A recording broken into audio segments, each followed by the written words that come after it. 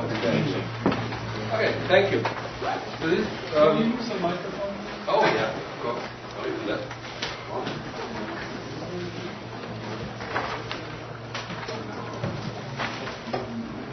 So there are two switches on it.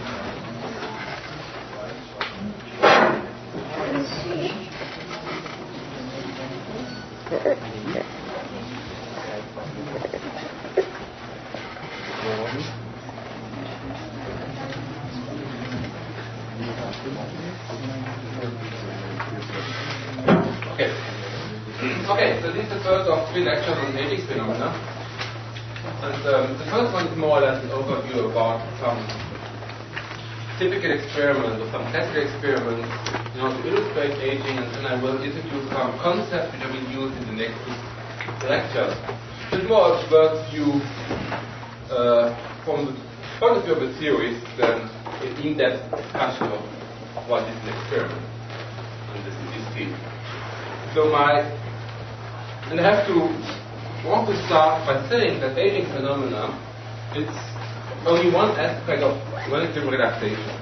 It might be the most spectacular, but you can also look at other aspects, for example, short time dynamics, you can look at persistence and all this stuff. I will not do that at all. I will concentrate on aging phenomena, I will concentrate on dynamical scaling in a certain time regime. So today is about introducing aging phenomena, again starting with some experiments and then introducing some concepts. Tomorrow I will in some detail discuss scaling functions. Many experimental work, one basically assumes some scaling functions, and one hopes that everything fits nicely and one can come up with some scaling behavior. Now, in the last years, the theorists have done quite a lot of work about how should the scaling function look like in the field, and especially what should be correction terms. So we have, I think, right now a very good control about typical correction terms of the scaling, and this is something which I want to discuss tomorrow. And then on Monday, I will discuss different systems, simple magnets, disordered magnets, a little bit of spin classes, in much more detail. Okay, so this is the classic experiment by Stroke.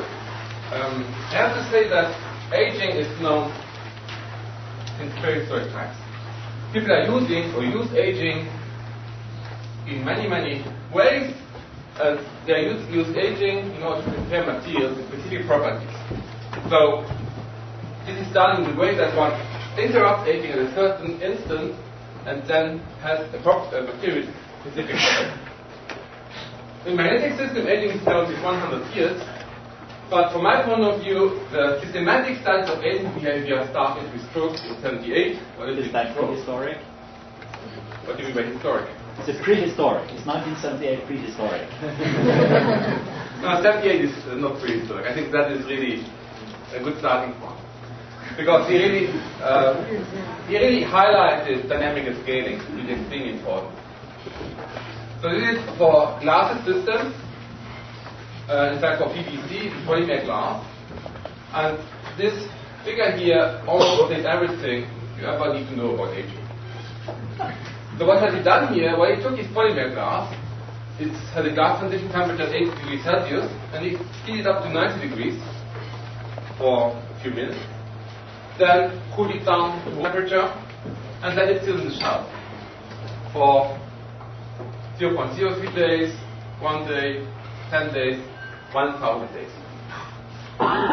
But 1,000 days is typical time scale for this kind of experiments, so first relating to the time scale of PhD work. Okay, so you don't see many experiments longer than 1,000 days. Okay, what does he observe here? Now what he's doing here is, once he has waited long enough, he takes his sample off the shelf, and then he loads it. Let's say we have this sample, and then he loads it with applies some force, and measures the speed or the displacement of the material over time.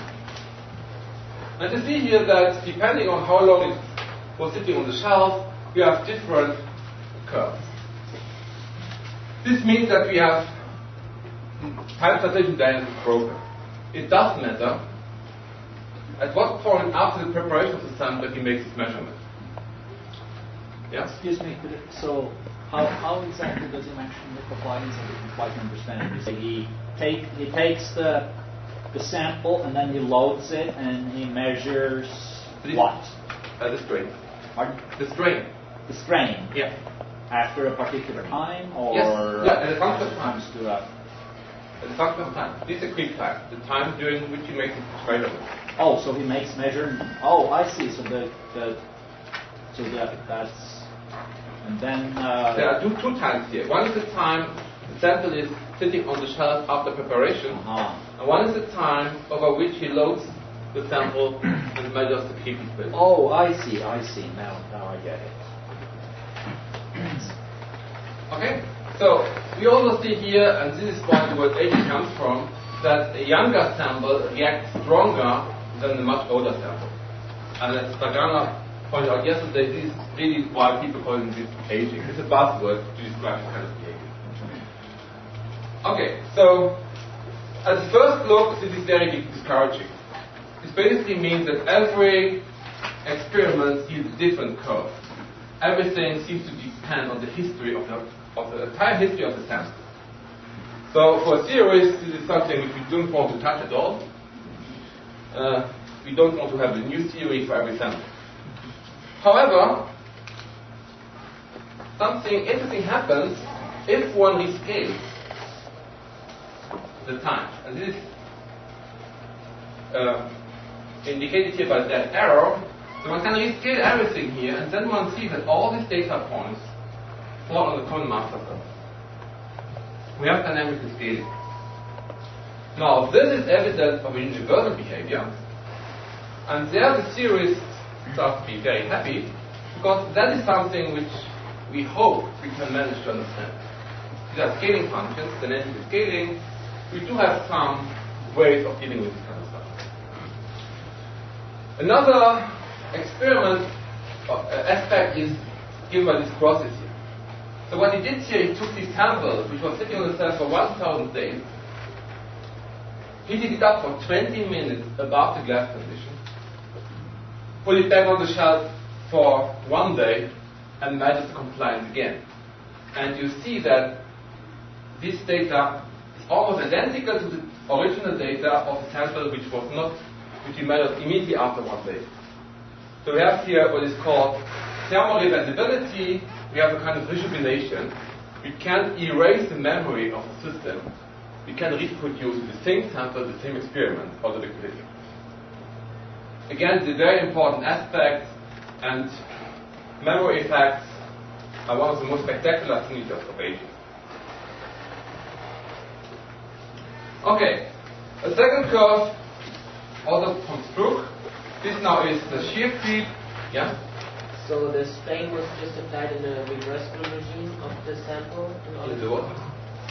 You said that you repeated the experiment twice with the... Well, he took this sample here, after 1,000 days, heat it up again for 20 minutes, cool it down, put it on the shelf for 1 day, or for 3 days. No, for 1 day, this curve here. For 1 day, measured again the compliance, obtained the same result. Each one of these slides was a different sample or the same sample? Doesn't matter. As far as I know, he took this different sample. Only this one here, the 1,000 sample, he did repeat it. So he repeated for 100. So it's only aging, not the strain that he applied previously that affects Yes. I'm sorry. Yeah. What would the difference between the first plot and the second plot? They look identical. It's the same. I only colored this arrow here in order to indicate the dynamic scaling. I understand. That makes more sense. Thank you. Yeah. So you're suggesting 90 degrees is the threshold temperature to use? Well, the glass transition is 80 degrees, so we went above the glass transition temperature.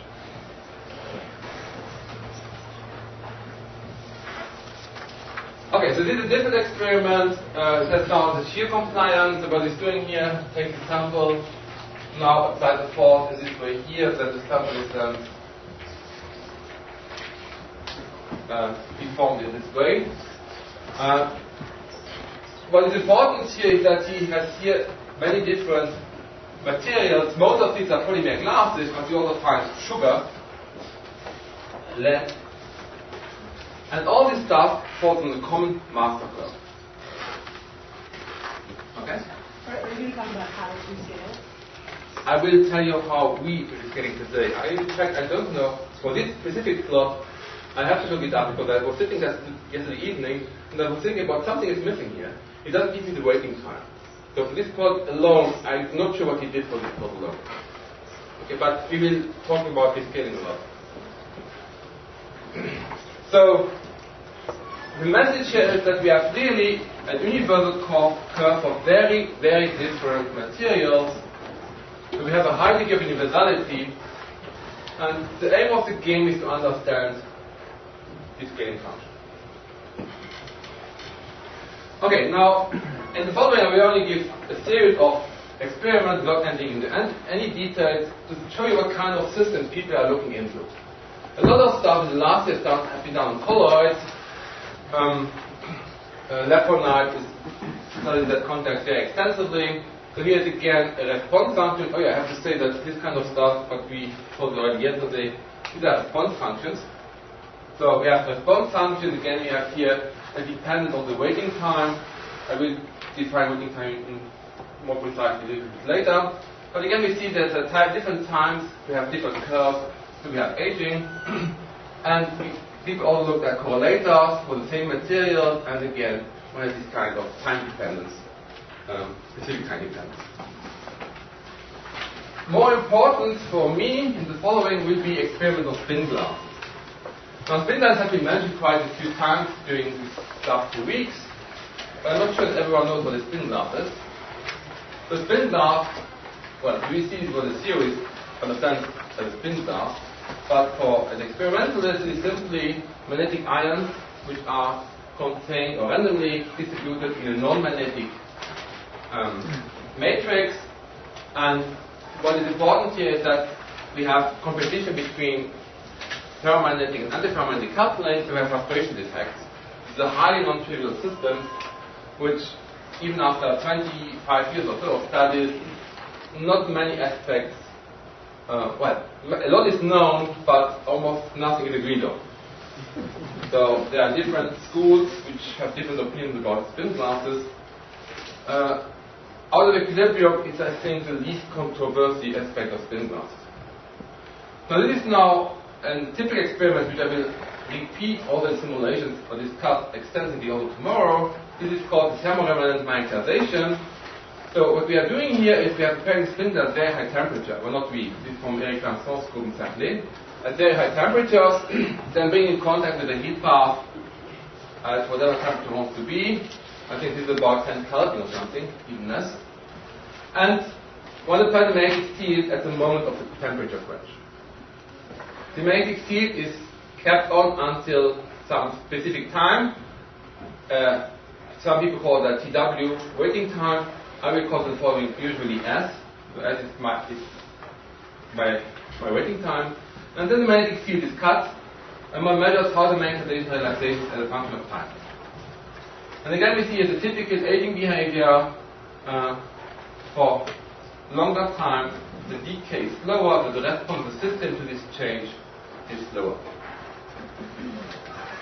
Spin glasses are, for many aspects, the most important model systems in order to understand aging, and because they give very clear curves, very clear data which one can really analyze in details.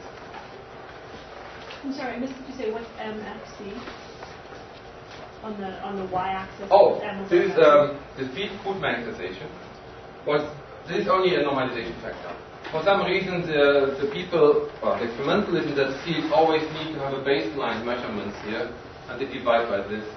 As I will discuss tomorrow, I would like to see experimental data without this MFC, because this might somehow change the behavior of the curves. But they always argue that they aren't able to do that differently. I have to stress that right now, there were for many years 3 groups in the world doing this kind of experiments. One was in Saint-Lin in France, one was here in California, one was in Uppsala in Norway, and right now there's not a single experiment running anymore. So all the experiments have been basically, all the components of the experiments have been used for other experiments, so no one can right now do any experiments of spin glasses when it comes to aging. Which is a pity because, as I will show in the next two lectures, we do have, in fact, a very nice theoretical approach, and we want to have data, new data in order to compare with the theory. But this is for the next day. Okay, so here's another spin glass, also from the Saclay group, and here is again the what's called relaxation, again the thermal magnetization, the same experiment as before. One can also make better correlations. I have to say that the experiments correlations are very hard to do. In numerical work, correlations are very easy. We have to work a little bit more for response functions. What's important here are the small insights. See again here we scale time in a specific way that we discussed in a few minutes. And they observe a data collapse. So all these different curves correspond to different waiting times for one or two of the others. So we do have dynamic scaling although in spin glasses.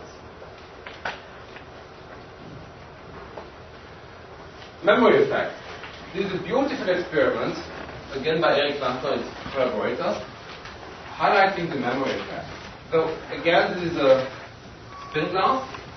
This is now the dissipated part of the dynamic susceptibility when you apply a time-dependent or oscillating magnetic field. And they are measuring here at a certain temperature, 12 Kelvin, how this decays as a function of time. And at some point, they quench the system to 10 Kelvin, keep it there for another 10 hours, and then reheat it to 12 Kelvin. Now, what's happening is that the system has memory. It knows that it was already at 12 Kelvin. Because when you cut out this part here, and you paste these two parts together, you obtain this curve here. Isn't that amazing? So this is really one of the most spectacular aspects of aging phenomena, that the system keeps a memory of, I won't say the configurations, but the free energy landscape which it has already explored. I will, in the following, not discuss memory effect in detail. I have enough to do with the thermal magnetization. Yeah? So here the rescaling for both the windows are the same. The same rescaling works for 10. Well, he doesn't. Here, he has time, and in fact, the scaling variable would give you frequency times time, because it's done at constant frequency, you can't forget the frequency. Yeah. So, if you have an oscillating magnetic field for the dynamic susceptibility, the scaling variable will be omega times t. Okay. Now, people all have done some experiments in ferromagnets, and ferromagnets will be the main emphasis in my lectures. This is now a complementary protocol. So, recall for the thermal magnetization, what was done is that the magnetic field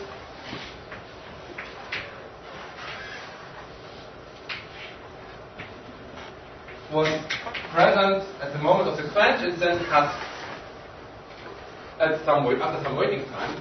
This is for the zero field cooled magnetization. There one does it differently. One quenches without a magnetic field,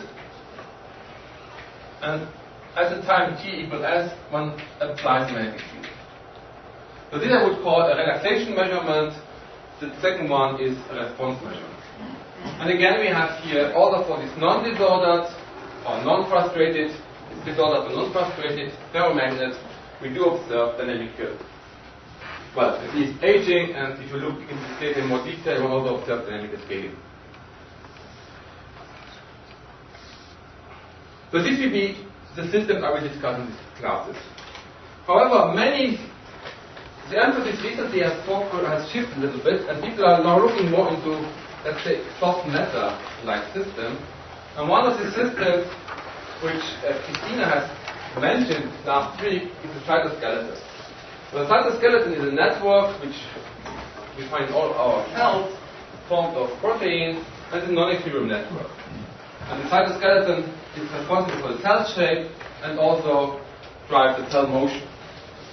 And it came a little bit as a surprise that 5 years ago or so, people observed aging and dynamic scaling by measuring how the cytoskeleton reacts to some external perturbation. These experiments are quite nice. What they're doing here, they take a dish with cells and they put on it some magnetic beads. So these magnetic beads are huge compared to the cells, so a lot of cells are attaching to these beads. And then they apply a magnetic field, and the beads then, because of the torque, are rotating a little bit. And at some point, so this is the real experiment, so they are applying the magnetic field, and after they apply the magnetic field, they then measure again the creep function, which is basically displacement of the cells when it's rotating back to be to its original position.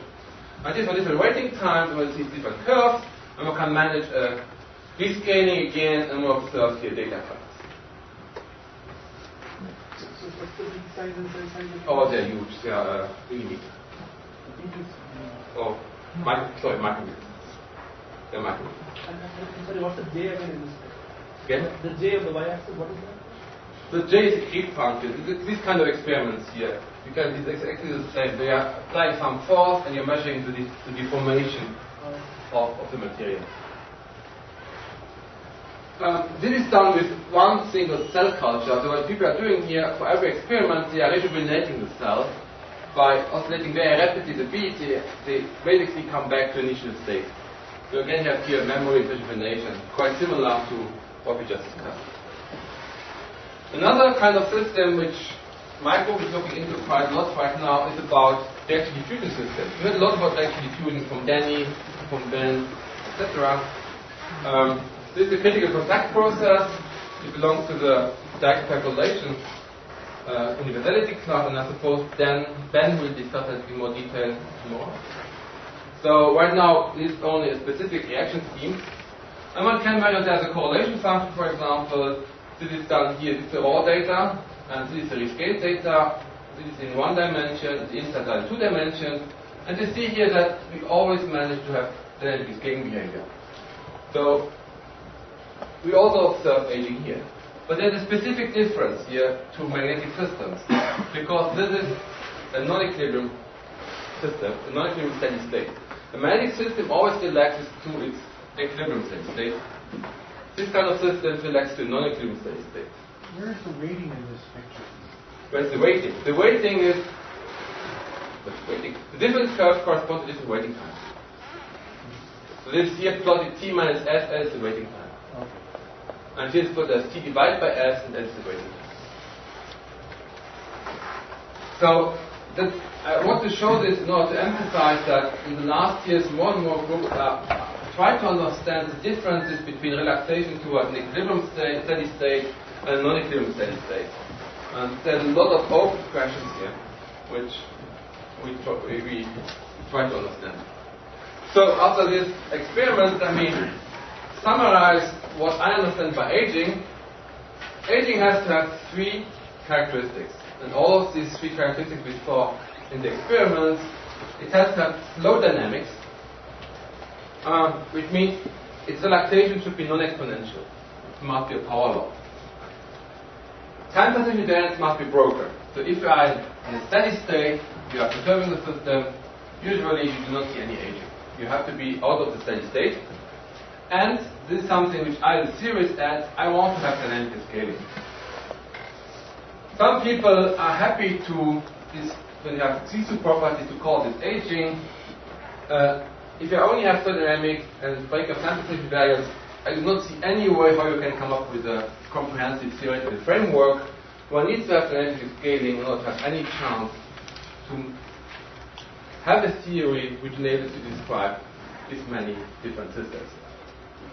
So dynamic scaling is extremely important, and I only will discuss systems which have dynamic scaling.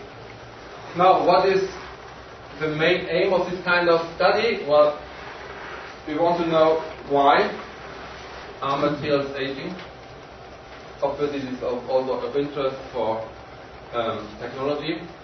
And we want to understand what microscopic processes lead to this macroscopic behavior.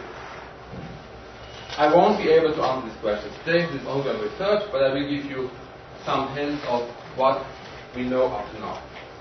Now you saw that many of the systems I discussed are quite complex. These are polymer glasses, they can be cytoskeletons, soft matter, these are extremely complex systems, and that, as I will argue in the following, one can learn a lot about aging by looking at extremely simple systems. So we have the main progress in the last 10 years is coming by looking at, from the experimental point of view, at spin glasses, from theory's point of view at spin models. And both Udo and Dani argued that they want to have a quote-unquote Ising model. Well, we are using the Ising model. So we are in good shape here. Okay, so let me therefore now introduce the quantities we want to look at, and I will now switch a little bit to using both blackboard, chalkboard,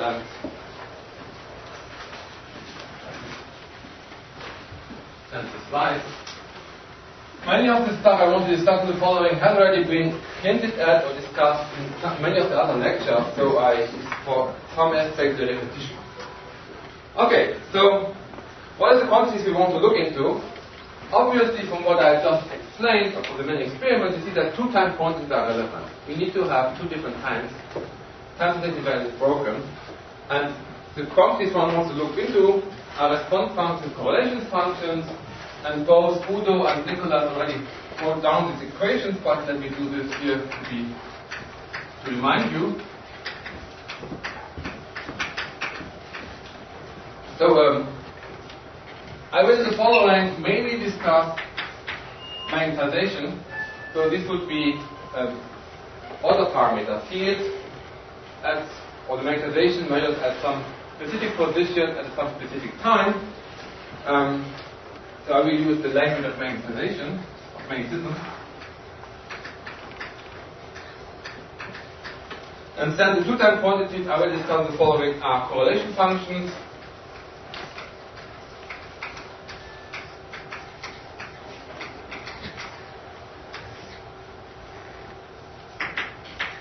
where we compare the configuration at some time t and some position r with the configuration at the earlier time 0 at the origin. And I always assume that t is larger than s.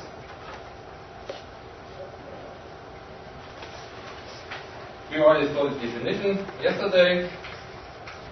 A lot of my discussion in the next 2 days will focus on response functions, because this is the typical quantity people are measuring in experiments. It's much easier to do in a real experiment correlation functions. And there the response function, I call this here C, the function of T, S, and R. And note that I here assume that we have spatial calculation variance.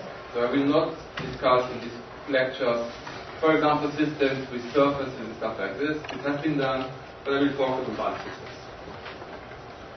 So the response functions I will call R, and this is given by the function derivative of the magnetization with respect to the conjugate magnetic field. So what this means is that you are applying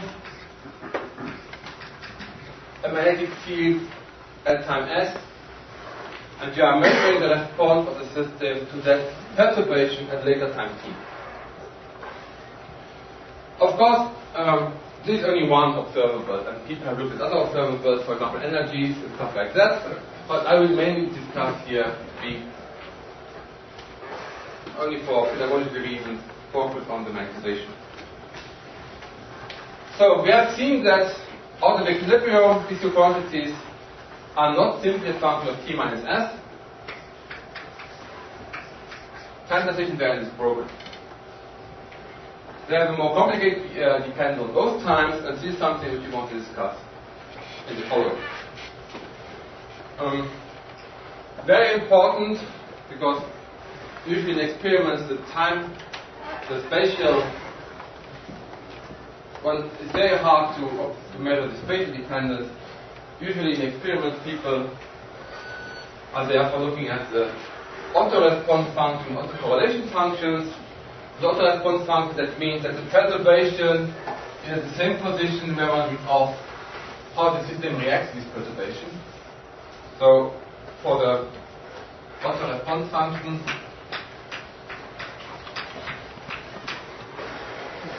I will write this R of T and S, and this is simply R Ts of 0, so we are measuring the response at the position during the system, and similarly for the autocorrelation.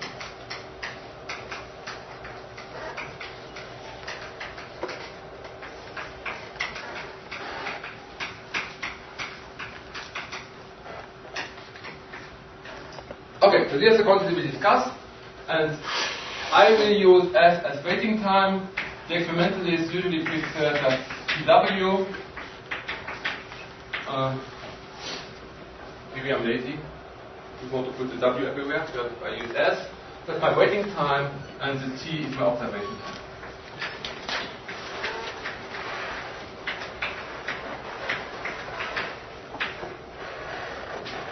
Okay, so this is for the definitions. And now let me briefly introduce you to the response functions we are looking into. The thermodynamization, for example, is not a response function R. You see, in an experiment, you can't really switch on for instantaneously make the feed and then cut it again. You have to keep it for some time. Therefore, all the measured quantities in experiments are time-integrated quantities. They are the thermodynamization, the CO fields, cooling susceptibility, all this stuff are time-integrated quantities. And this is what I will discuss extensively tomorrow. I only want now to introduce them here. I have to say that in theoretical studies, if you're looking at exactly solvable cases, which is one of the main tools we have in this field, one has exactly immediate to R. Numerical simulations, one has more or less the same issues in the experiments. It's very hard to obtain decent data by applying delta perturbation. So one also has the perturbation over a longer time, and then measures the integrated response functions. So I already mentioned both of them. So, or two of them. So the integrated response functions I will discuss extensively in these lectures are the following. One is the thermodynamization.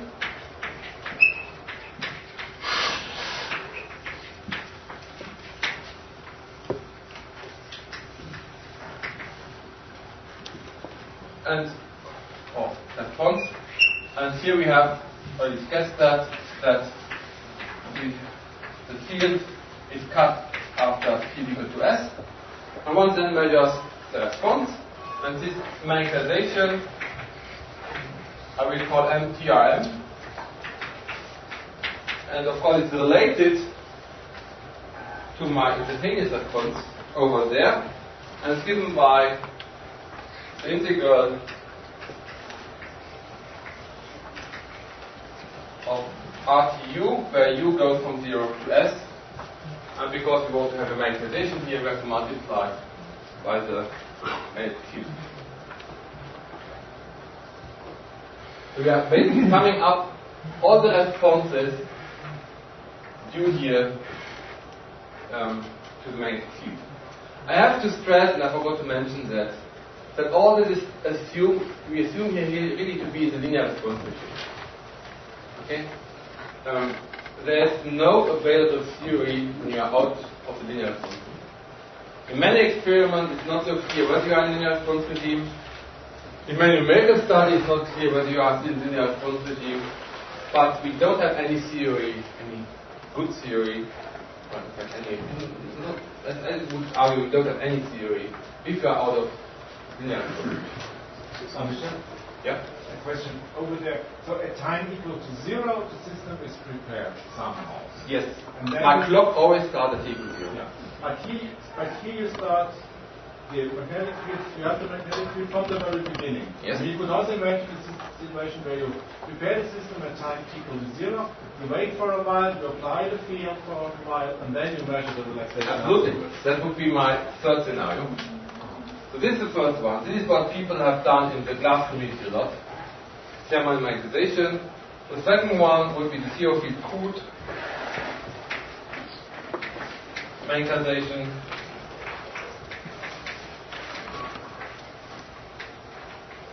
This is where you apply the magnetic field only after some time, but then keep it all the time.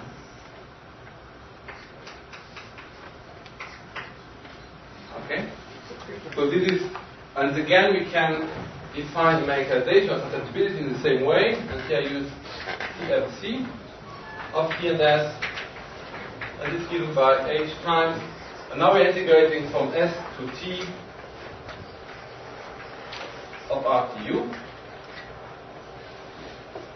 And so these are the typical stuff done in many experiments, and I will discuss these scaling functions here, the integrated scaling functions, extensively tomorrow, because this integration here yields correction terms, which are can be very important and which we need. We know how. One second. We know today how to deal with them. So we discuss these two scenarios extensively, and the third scenario we'll discuss in a minute. First, question. So your response time is a 2-time function, right? And you're applying your magnetic field for the entire time. So am I? No, what's the entire time? So the always start at 0. So this first one, applying till S, right? Until T equals right. Yes.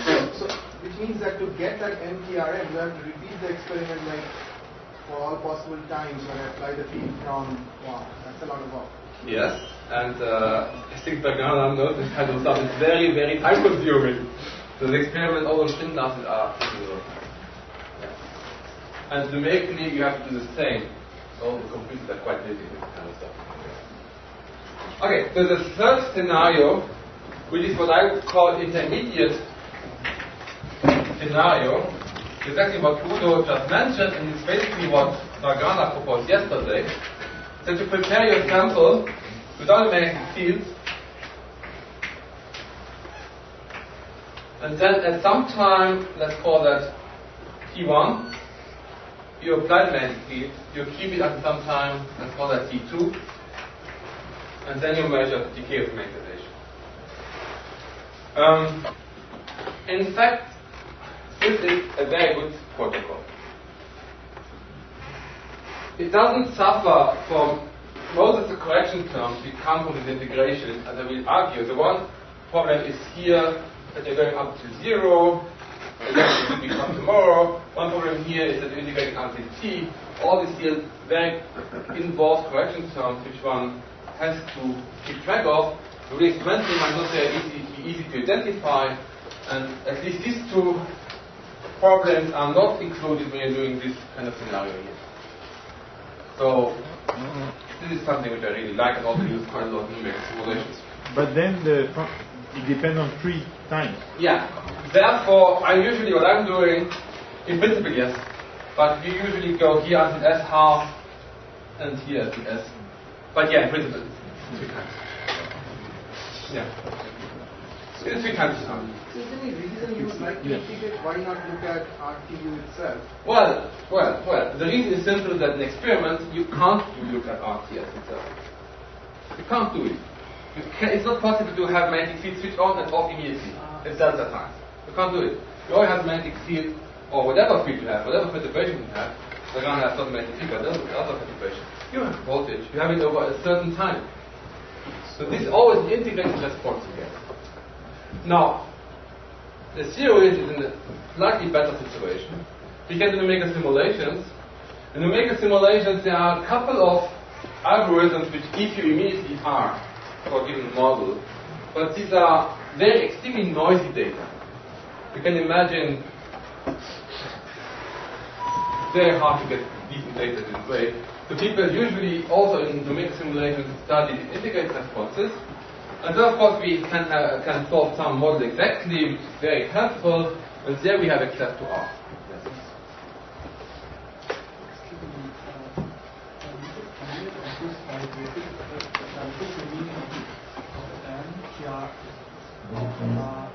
Yeah.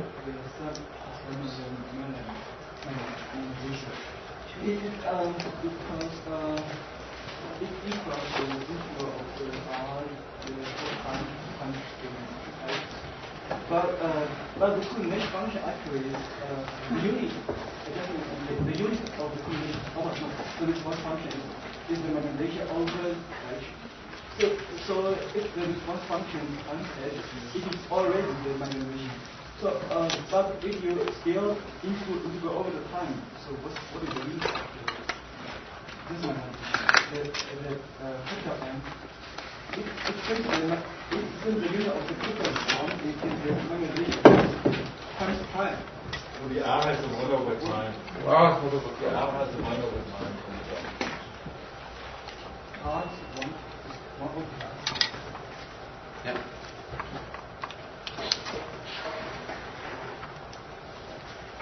But then you need the derivative because delta m by delta h at different times. Yeah. And therefore, in order to have magnetization, you would have H, you would have susceptibility. And we want in order to have magnetization, I mean, switch between magnetization and susceptibility all the way, all the time. But in order to have the dimension of the magnetization, you have to make it. Maybe the confusion is because if you're in frequency space, which is where the response functions are nicer, then chi is just dm by dh, normal partial derivative.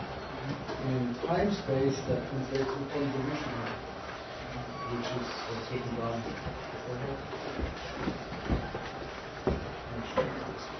Okay, so let's now go over to discuss a little bit. Yes. So what's the relevant normalization for the NME protocol? That would be the integral from S half until S. Or from T1 to T2 if I don't have this. From the two different times. Okay, so in order to prepare what I'm going to discuss in the next two classes, I will very briefly have a look at spin glasses and at magnetic systems. To show you the main emphasis in the following. Michel, 1 second. Yeah. what's the difference between the integral where you measure the second and the third if you're not looking at times larger than S? I'm always looking at times larger than S. T is always larger than S. Okay, so but okay, yeah. Okay? Good. Okay, so let me briefly come back to spin glasses.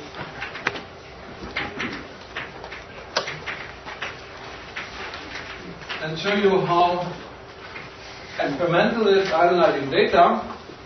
So the experimentalists, well, I would say that we all are analyzing in a similar way. But the experimentalists very often assume that we can split this response into two different parts. One is basically the equilibrium part, which depends on T minus S, and one is the aging part, which is a function, it's not a simple function of T minus S.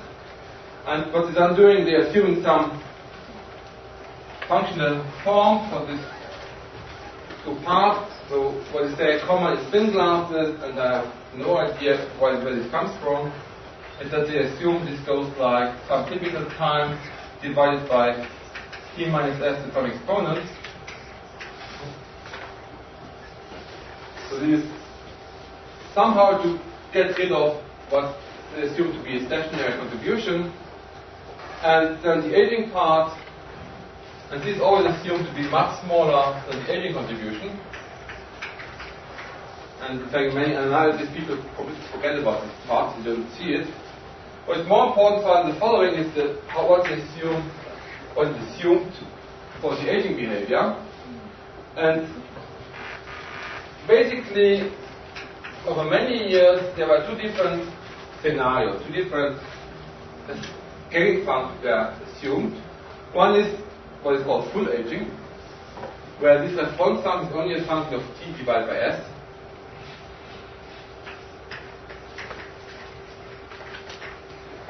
The other one is what is called sub-aging, where this is a function of t minus s divided by s to some exponent mu. And mu is smaller than 1, it's in spin glasses. We saw yesterday with the Ghana example where mu can be larger than 1 would be super aging. That's sub-aging. And as long as these experimental spin glasses were running, people were only using these two function dependencies.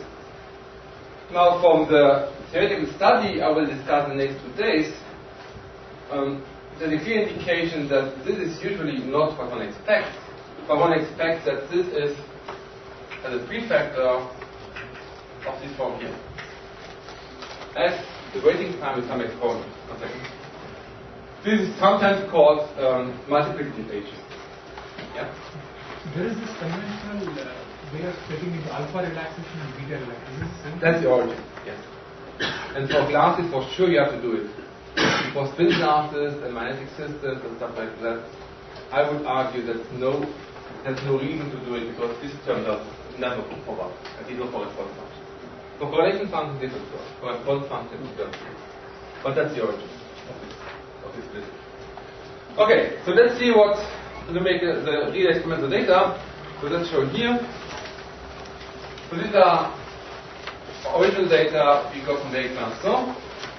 Again, these data are 10 years old. Seems to be a constant that people are keeping their data for many, many years in that field. So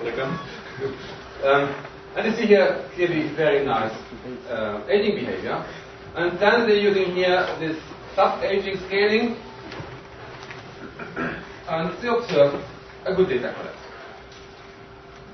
And they always compare this with the full aging behavior, where you don't have this behavior here, and obviously this is much better.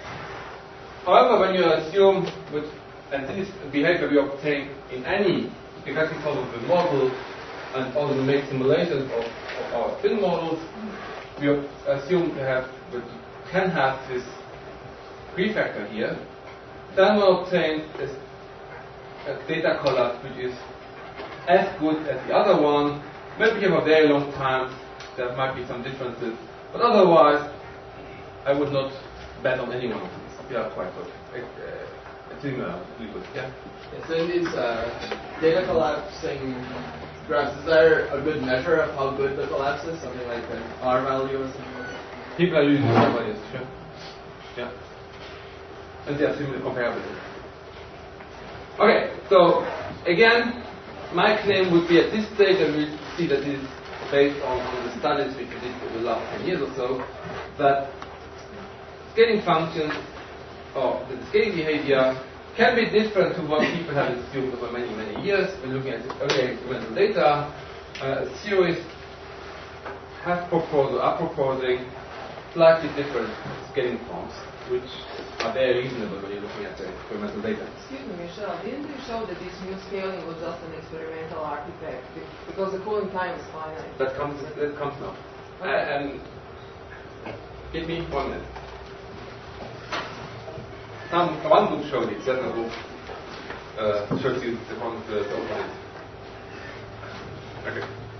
So you see here mu is around 0.9, and if you look at all the available data, you see that, okay, well, it looks quite good.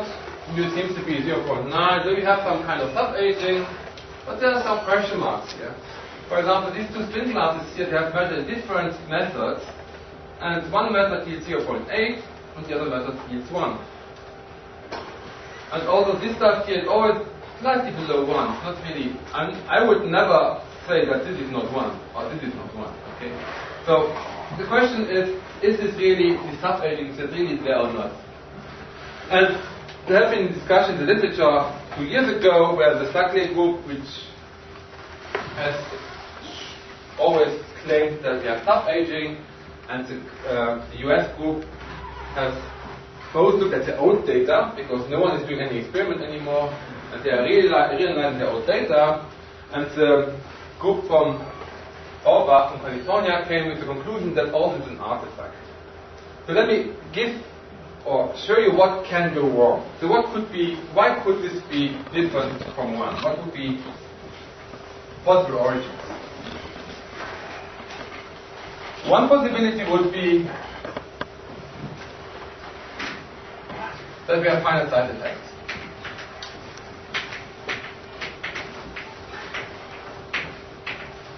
Well, finite side effect means that at some point the system falls into equilibrium, falls out of equilibrium, so it equilibrates. And then one should observe a stronger, at some point, a stronger or faster relaxation towards equilibrium, and one can argue that this could show up as a sub-aging. But there's not really any theoretical work which would agree with that, so let's assume that's not really the case. The second possibility would be, well, we are no longer in the linear response regime. Okay? So, we are looking at nonlinear response. That can always be the case. So the way of doing it is then to look at how does this depend on the field. And when people have done it to some detail, and what they observe that indeed mu decreases when age increases. Okay? On the other hand, when age is very small, and one then plots the dependence of mu in a function of age, or 1 over age, one observes that this seems to go to a constant which is different from 1. This is the experimental work people have done. And the most important or the most serious objection is that we have here doing with cooling effects. In any experiment, you can't cool down instantaneously. That takes some time. You talk about seconds. I think that's similar here. It takes some time to cool down the sample.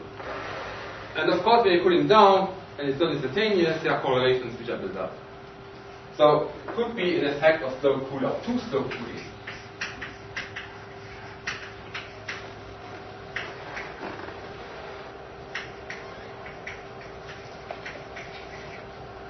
And there are some indications this might be the case. So there's an experimental group by Auerbach which look at the data, and they do observe cooling effects, and they argue that if you're doing this rapidly enough, the cooling effect decreases. Then the Saclay group realized the data, and they disagreed with that. Now, from the point of view of theory, Berthier and Brochot did some numerical simulation for the Ising model, where they made an effort to make the cooling a protocol where the cooling is not instantaneous. So they really go straight temperature in stepwise, and they did observe that indeed they ended up with a mu which is not 1 but 0.96 something. So my bet would right now be that this is really the main effect, that we have full aging or multiple aging also in spin glasses. However, if you're looking at soft matter, for sure we have sub-aging. I don't see any indication in soft matter that we could come up to mu equal 1. If you look at the typical mu values here for the cytoskeletons, for collagen glasses, for vesicles, they are far, far below 1. So spin glasses, one can argue maybe that we have full aging and it's only a cooling effect. In the soft matter business, which is not well understood, the aging behavior is not well understood, there's something new going on. Well, what do they do with the vesicles? And what's the experiment? Again, compliance, similar. And what's the preparation? Oh, I have to look it up. So this cannot. I can give you the reference. We can look up and take it. So these non-unit ones cannot be cured by this pre-packing. No. They cannot. Well, we're talking here about only experiments. As far as I know, no one really did any numerical simulations which you might have better control about the data. But yes, the short answer is no. The other comment, a lot of this problem is because we're looking at response functions and we're having this, issues of age and nonlinear response and all that. The correlation function, that's in principle much cooler, although I know much harder to measure. Oh, yes. Experiment, but it's in principle much cleaner. Yes, but so you will show us more some correlation function experiments, if I recall correctly. But I think correlation functions are always much harder to do, aren't they? Well, there we have to do all these times and people feel on for lots of times. But this is just the effect of having the constituent particles, like the polymers here, which naturally have a slow relaxation. Like it could not have anything to do with the glass itself. But well, all the system here has slow relaxation. No, but the fact that you have a mu could just be coming from the individual particles having slow relaxation. Right? Like the difference between polymer glass and metallic glass, for example. Okay. But again, it's not quite understood. So I don't think anyone really has real results. Yeah, you have some data there? Well, I was just going to mention though that for most hard polymer glasses, these are very, very soft. For most hard polymer glasses, mu is actually really close to 1 still too. It's never identically 1, and you can pretty much show that, but it's much, much closer to 1 than this, like 0.9-ish. This is really an issue for soft metal. And it's not well understood. So what is the hard polymer glass? That's it, yeah. But the aging function can have a completely different kind. Here you're just forcing it to have this form and you end up with these new values. I mean, maybe it's completely different. That would be my claim for the next 2 classes. Yeah. Acceleration. Sorry. Yeah. One last question. Sorry, this effect of cooling, I mean, you'd expect the effect of the quench to eventually become less and less important the longer waiting time. Do they find that?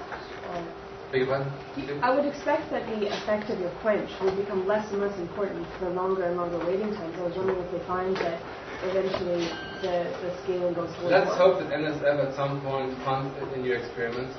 These are kind of questions when people stopped doing the experiments 5 years ago.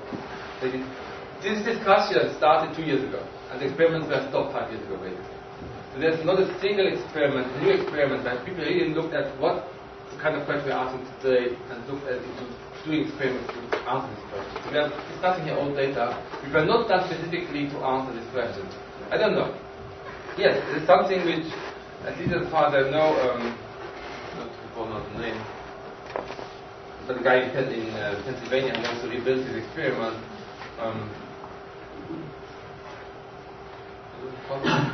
Okay. So he wants this kind of question. He wants to address. Yes. Okay. Now, in fact, I'm running out of time.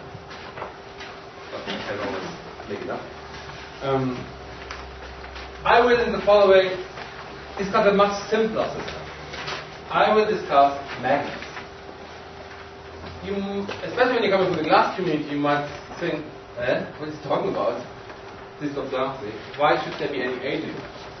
In fact, we do have aging when looking at the simplest possible model you can imagine, the Eisen model.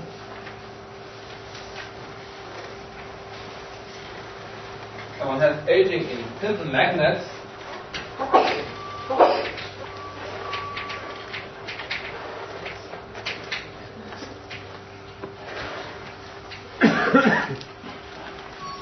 And one observes aging in 2 scenarios.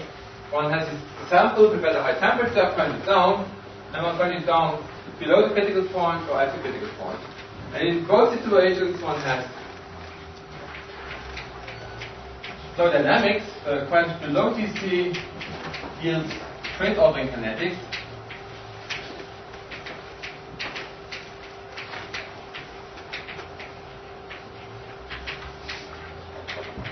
And in order to understand what's going on, let's have a sketch of the free energy. So we are preparing the system at very high temperature. And the free energy has one minimum, and the system is sitting with the sketch of free energy as a function of some macroscopic quantities. So we have a minimum here in free energy. And then we are bringing the system in contact with the heat pipe at a much lower temperature. And for a simple magnet, uniaction magnet, one then observes that this minimum evolves to maximum, and we have two order phases. So we have here competition between two different equilibrium states, one positively magnetized, one negatively magnetized, and the systems have to choose. And in fact, this here is quite similar, but much simpler than for spin glass. We have many of these minima, but still we have the same kind of phenomena. So we already saw from KIP last week this kind of figure. This for the rate of the Ising model, 2D dimensional and at two different times. This is quite, and we have such a coarsening. So this we have formation of domains, which are at early time, at later time, and this domain is constant, they get bigger, and we have two different time scales here. I don't have the kind of movie KIP has, but you remember that in Israel the spin here was slipping quite often, very rapidly. There's the time scale coming with the slipping of one spin, and then the time scale of this movement of the interfaces, of the domain walls. And this is very slow. And in fact, it's this slow movement which gives the slow dynamics. So we have a competition between different equilibrium states, and we have domain walls, and this yields exactly the same kind of competition which one has in the more complicated glasses or spin glasses. So, sorry, what is the dynamics? Globe. Whatever. People have studied everything. But this data is for the globe. But non-conserved. This is non-conserved. People also not conserved dynamics.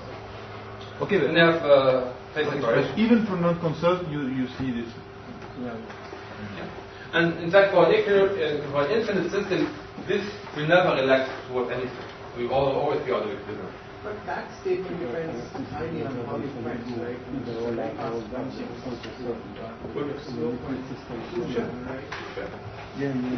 We are doing very fast math. It's a thin experiment. We can do that. Of course. The most clean experiments. Okay? The make simulations are clean experiments. We'll also have aging here. This one example is the correlation function in the Ising model. You see this very beautiful curve. There's almost no noise. It's on the scale. And okay, we can rescale them and we obtain a data collapse. I will discuss this in more detail tomorrow. So we have the same kind of aging behavior. We observe spin glasses, polymer glasses, whatever. But this is really a simple system.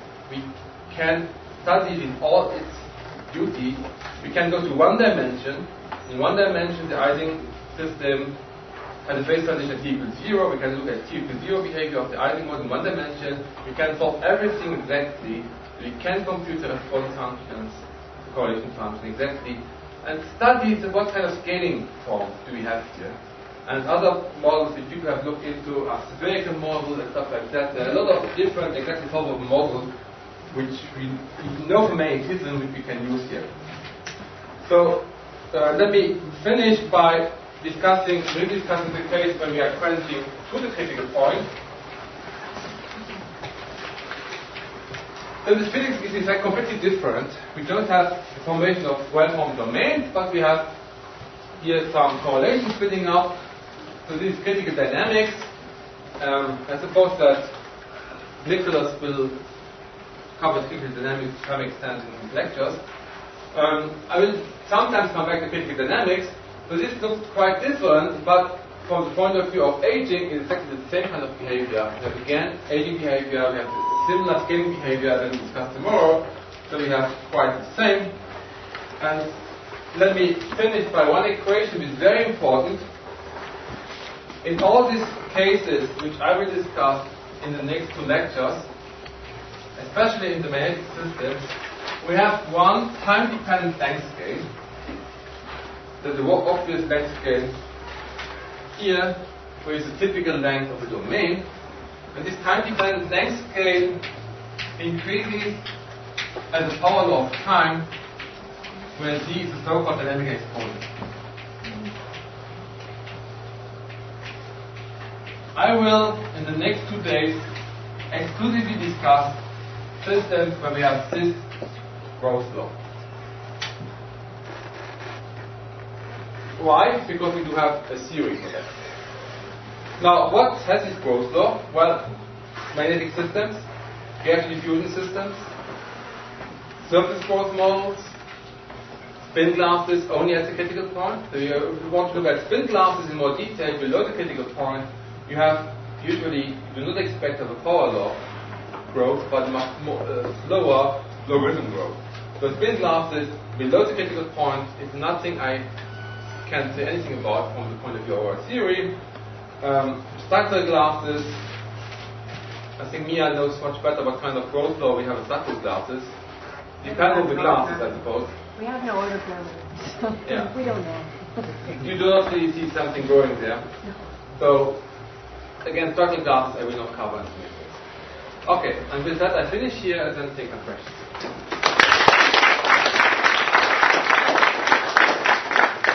Thank you very much for this very clear introduction. Questions? Yeah. Yes. So here for spin glasses, so what would be your very distinct states? Oh, good question. No one knows. Okay, so then what glasses are you then referring to? I will mainly discuss magnetic systems because we can understand them a lot and learn something about also for disorder frustrated systems, I would argue.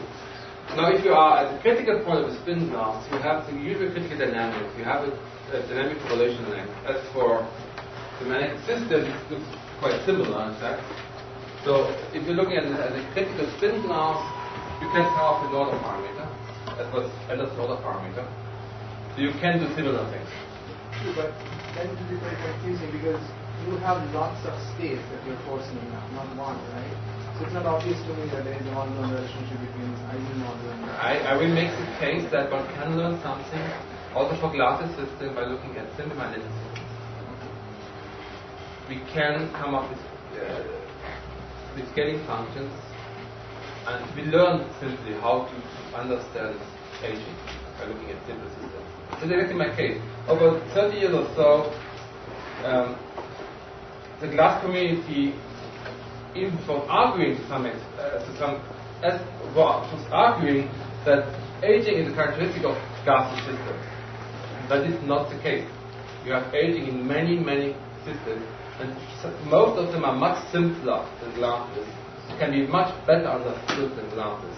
Now, there is still the missing step that what we really learn about simple systems, can we apply that for glasses? This is exactly where the research is right now. So we have, I think, more or less developed a full understanding about aging in simple magnetic systems. And the next step would be, can we, what we learned there, can we apply that to real glasses, to structured glasses? That is a big question right now. And also you not show the waiting time, the normal waiting and time to particular waiting time. So you can I will do that tomorrow. But you can see that behavior in this simple coarsening too. Yes. Absolutely. Yes. I'm just trying to understand how far to take this analogy. So we have a system which obeys dynamical scaling and everything like that. But I mean, a simple quench is like the simplest possible history you can have. Like, does this system obey the same sort of memory effects that you get in spin glasses and structural glasses and all that stuff as well? Memory effects you won't have in the magnetic systems. Right. If you look into that. Yeah. So there are aspects missing. But there are other aspects which are quite similar. Because I thought that the scaling stuff, I mean, you could explain just by simple sort of like self-retarding dynamics, it's sort of the evolution, the dynamics are proportional to how far it is from equilibrium or something like that. And it seems like the scaling is something that we have a sort of okay handle on. It's all the other complicated stuff that's encoded in structures that we don't understand at all. Well, I'm not sure that I know about any microscopic microscopic. theoretical approach Right. for structural glasses. Right. But we do have an approach here. The question the following would be, can we apply these approaches to the more complex systems? That is what people are asking right now. One nice question. You said that simulations are proper experiments, but they are not too clean. I mean, if you put a very tiny magnetic field that destroys the symmetry, the dynamics would not be completely different. No, I will show you that. Okay. In fact, that's how we're doing response functions in the simulations. We're putting a random field. Now you might say, oh, well, 1 second, a random field should destroy the magnetization. But not on the time scale. We're doing thermal magnetizations right now. the magnetic field is only switched on a certain time, then we cut it. So we will not destroy the magnetic order over this time. If we would keep the magnetic field all the time, then of course we know that in 2D the phase transition is gone. There's no phase transition anymore. Okay? So, but for the kind of time window we're looking into, everything is fine. But there's a good point. Okay. So there is a region, a visible region where this fixed. And we are always very small magnetic fields. We're really linear response. The magnetic fields are very, very weak. You mentioned phase-oriented kinetics, the 1D Baba model, and spherical model. There's one other exactly probable model, which is ocean signal theory. Has anybody looked at that? Not in detail. There's something which we keeping discussing, which we need to do. What people are looking into are other models we are looking into is the XY model in the spin wave approximation. Can also be solved exactly. OJK. So approximate method, yeah. Yeah, this has been looked into. This is an approximation in which we can solve everything exactly, but no, not the full. Which is trivial. But that's something which one should discuss.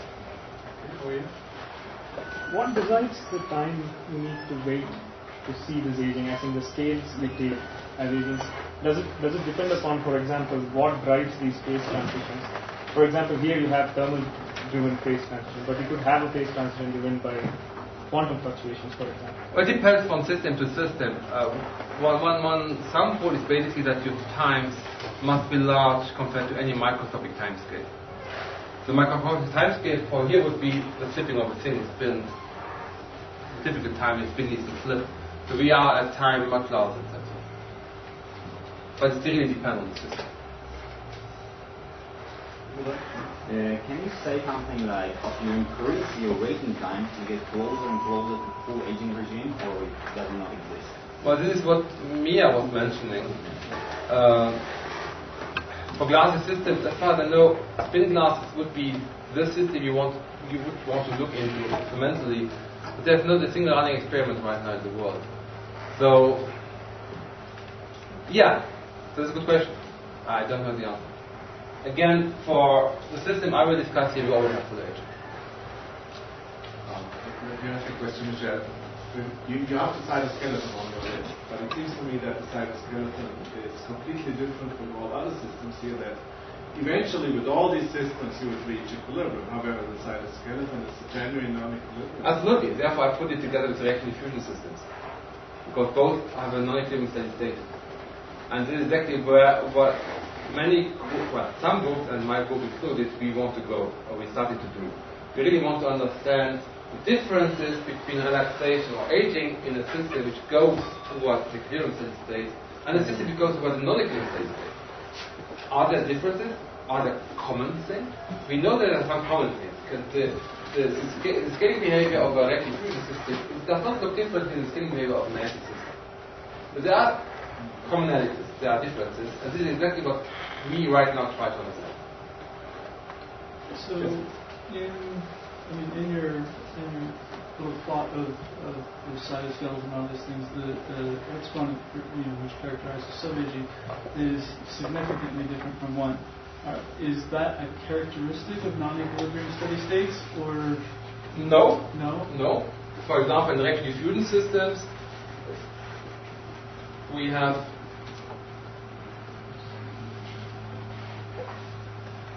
here full aging. But also non-equilibrium steady state. And for these guys here, we have 0.4. It's more, I think it's related to soft matter. To the soft matter behavior. Reaction diffusion system has a completely different, from that point of view, different behavior than cytoskeleton. No comparison whatsoever. But the non-equilibrium steady state is not enough. You have something different to come up with that aging. And right now, the only theoretical explanation for all these observations, and they do not derive from you, is to go back to trap models. The trap model is basically a toy model where you are assuming that the system jumps from one trap to the other.